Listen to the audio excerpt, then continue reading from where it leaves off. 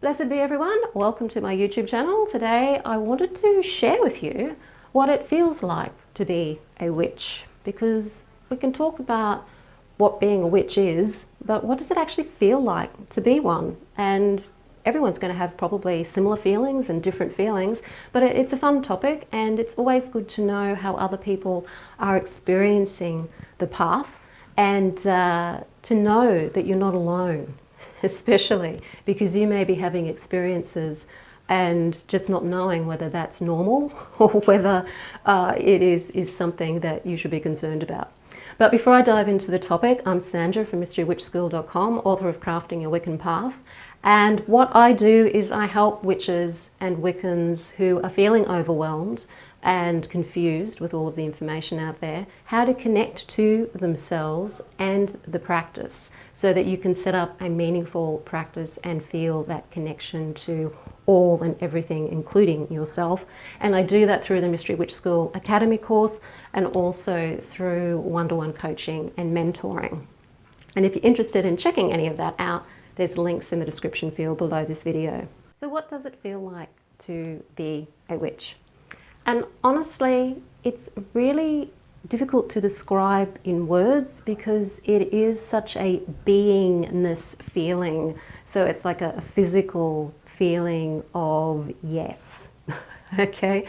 It feels like me and who I am and what I am, and it's very difficult to explain it any other way. And it's not so much the label of witch, it's what we practice and what we do and how we connect that has that feeling of me.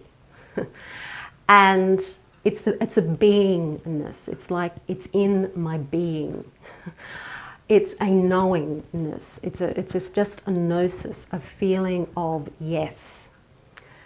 And it's like a whole body feeling of continuity, a whole body feeling of congruency, and just a one big yes, this is what I am. Not so much, as I said, the word or what's associated with the word, more to do with the practices and the actual activity of being a witch. So what I practice, how I connect to nature, how I connect to spirit. It's feeling that connection to nature, whether that's physically in nature, as in enjoying the beauty of nature, being able to even see the beauty and the ugliness of nature, being able to also connect with the spirit within nature, whether that's the spirit within animals or the spirit within trees or within plants, the stars, the clouds, the water, the land, the rocks, the mountains. It's like they all can speak to you in some way and you can speak to them, and you have a sense of connectedness and a oneness with these. And that is, again, a feeling thing through the body, through the heart chakra particularly. It does feel like groundedness, of course, through the root chakra, and all of the chakras are involved, but it's a real feeling of yes, connectedness, and knowing that you're part of something that is much bigger than just yourself, that it's also part of who you are as well. So that could be tricky to make sense of, but I'm trying to use words to explain something that essentially is not something you really can explain with the limitations of speech. Another feeling that comes from practicing the craft, particularly after a while, particularly when you've done a lot of shadow work, so that's the inner work, dealing with beliefs and limiting behaviors and even perceptions of yourself and the world around you, that can often have in the past perhaps made you feel things like anger or shame or guilt or anxiety, and feeling more at the mercy of other people and circumstances. When you work through all of that and you're working with that connection to all and everything, then there's a sense of sovereignty that comes about. It's like you know that you do have power over your own domain, meaning you have power over yourself, and that you do have sovereignty in the world. You have like an inner power. Some people would say it's a feeling of being empowered. It's a sense of trusting yourself and being autonomous as well, and knowing that you are essentially, from a spiritual point of view, a free being, a sovereign being. And that is, again, a physical feeling of yes, a physical feeling of knowing, and a physical feeling of connecting to a truth that is beyond the mundane, everyday, workaday, crazy world of the ego and of the greater ego of the cultural ego. It's a knowing that there's something that's beyond that for all of us, not just for yourself, but for all of us, that there's more to this life and there's more to our function here on planet Earth than what we're told by institutions, by families, by religions, and all of that. And that is a sense of sovereignty. And it's a beautiful connection to all and everything. And some people may think, well, that means then that you're becoming arrogant. It's actually the opposite. When you realize your sovereignty, you actually become more humble, but in true humility, not like a humility where you're putting yourself down in order to build others up because you feel bad or shame or guilt in some way.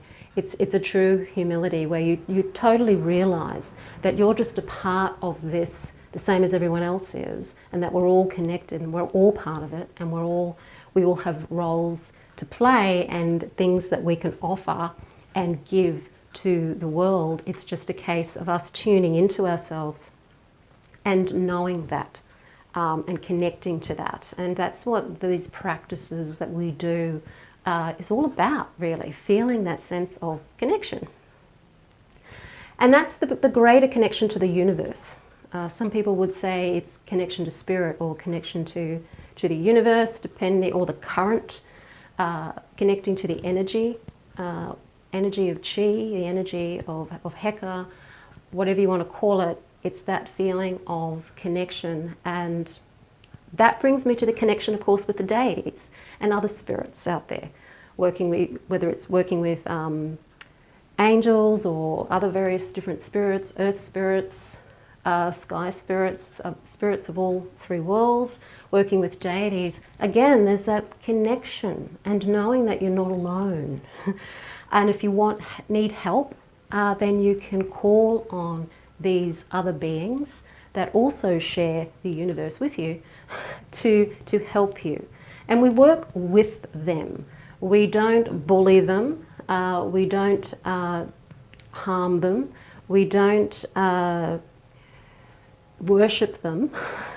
We work with them and we respect them and work with them the same way that we would work with each other.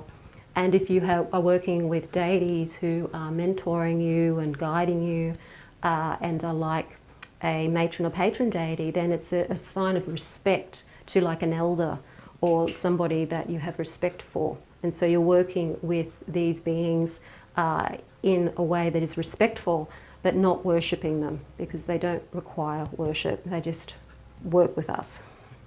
Now, they expect respect, of course. But that respect that we show others, whether it's deities or other people, is also the respect that we're showing for ourselves. So when we learn to respect ourselves and our witchness and our beingness and our path, it's so much easier to respect other people's paths and who other people are, and even other people's beliefs as well, even if they contradict your own belief. Even within the craft itself, there's different conflicting beliefs. You've probably heard about, witch wars, and maybe been on Facebook when people have been arguing differences of opinions quite passionately, and unfortunately taking things personally when they're not meant to be. Or maybe they're meant to be. Some people do that deliberately. Really, at the end of the day, yes, there is many types of witchcraft. And you may resonate with different types of witchcraft more so than other types, but at the end of the day, when you respect yourself and what you believe, and you're connected to you and to all of what I've talked about, then you'll find it quite easy to just allow other people to be able to express their way of connecting at the same time. And this is all what walking the path of the witch is. It's all about setting up daily practices, learning the skills, connecting to the Sabbats and the energies of nature and the cycle of nature, connecting to the moon cycles, connecting to various different goddesses and gods, and working with energy work, working with getting to know yourself, all of those things that we witches do. And of course magic as well. Working with magic, particularly folk magic, you're working with things of the earth, you're working with crystals, you're working with candles that you can make yourself, you're working with herbs that you can work in with your candle magic, or various different types of magic. And these are all of the things that I teach in the Mystery Witch School 101 Academy course. That's there for, as I said, for witches who are feeling confused and overwhelmed by everything that's out there and wanting a practice, and to take the time to learn how to pace yourself and how to actually do a practice and feel into what it is that you're doing, rather than just reading about it and trying to then piece it all together yourself, which is really tough. I had trouble with that. So that's why I joined a coven in my early days. So if you're interested in that, the Mystery Witch School 101 Academy is in the description field below this video. If you like the video, hit the like button, share it with your friends, don't forget to subscribe, and if you want to leave a comment about how you feel and what your experience is like as a witch, then please put some comments in the comments field. I'll see you on the next video. Blessed be.